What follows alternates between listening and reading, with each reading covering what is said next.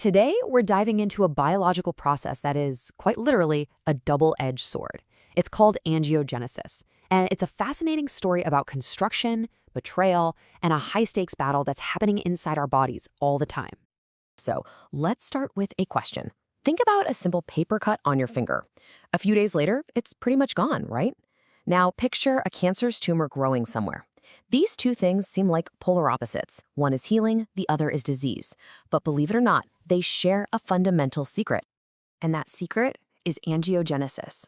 It's the body's process for building new blood vessels from ones that are already there. You can think of it like a biological road construction crew, laying down new supply lines wherever they're needed. This is the hidden link that connects healing a simple wound to fueling a deadly disease. Now, most of the time, this construction crew is a huge force for good. I mean, it's absolutely vital for us.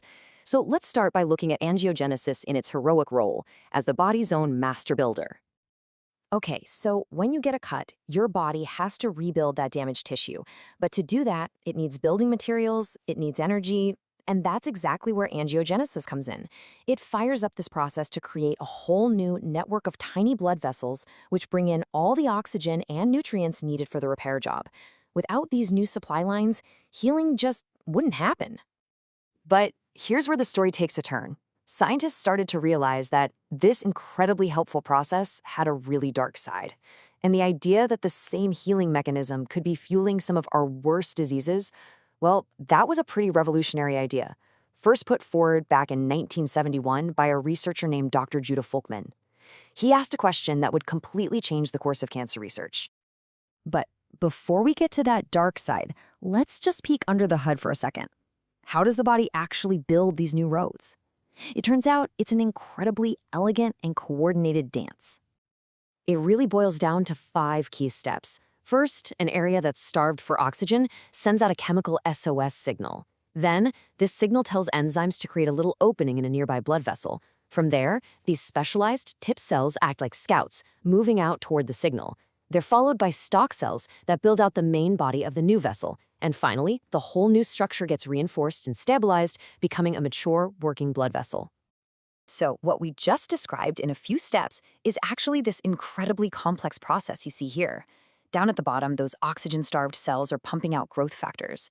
Those signals then activate a nearby vessel, and you can see that tip cell leading the charge, with the stalk cells following right behind to build the vessel's tube. It's a truly beautiful, coordinated ballet of cells and signals. But what happens when that beautiful ballet gets hijacked? What happens when the master builder is forced to work for a villain? Well, that's when angiogenesis flips from being a lifesaver to a life taker. And this right here illustrates that duality perfectly. On the left, you've got angiogenesis doing its job, healing a wound. It's controlled, it's beneficial. But on the right, you see that exact same process being exploited by a tumor, creating this chaotic, uncontrolled web of vessels just to feed itself. It's the same tool, but with 2 wildly different outcomes. You see, a tumor can actually grow beyond the size of a pinhead without its own blood supply. It just sits there, dormant, harmless. But then it learns to send out those same chemical SOS signals we talked about. And once it tricks the body into building blood vessels for it, it gets all the fuel it needs for explosive growth. Worse, these new vessels become highways, allowing cancer cells to escape and spread to other parts of the body. That moment, the moment a tumor successfully recruits its own blood supply, is everything. It is the absolute tipping point between a harmless group of cells and a life-threatening disease. See, our bodies are normally in a state of balance. We have signals that promote vessel growth and signals that stop it. It's like a seesaw. Scientists call this the angiogenic switch. In a healthy person, it's off.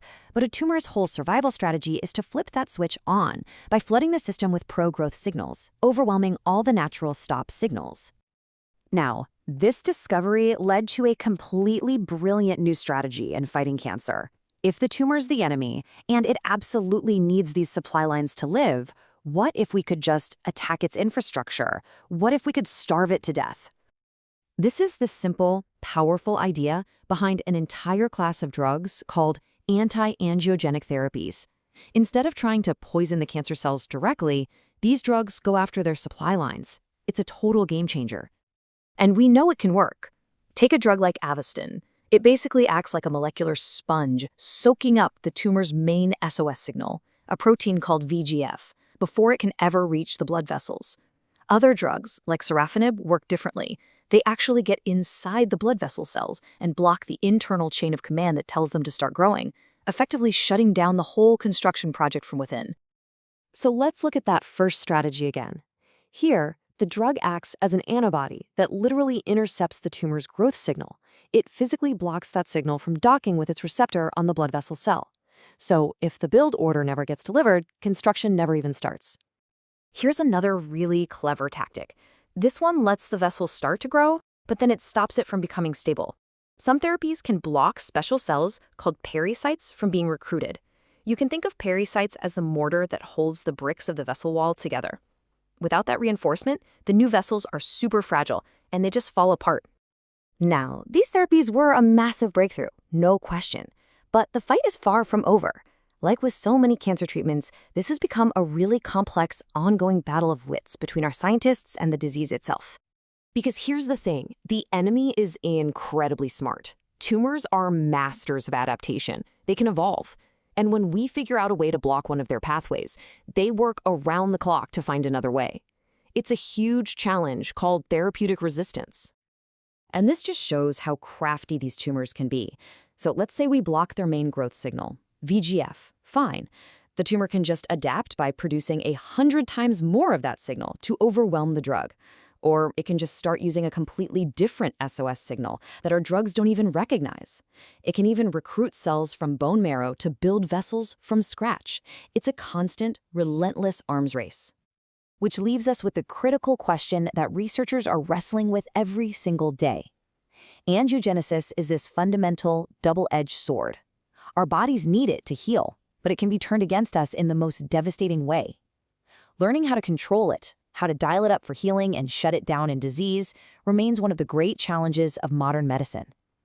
As cancer keeps finding new ways to survive, how do we stay one step ahead?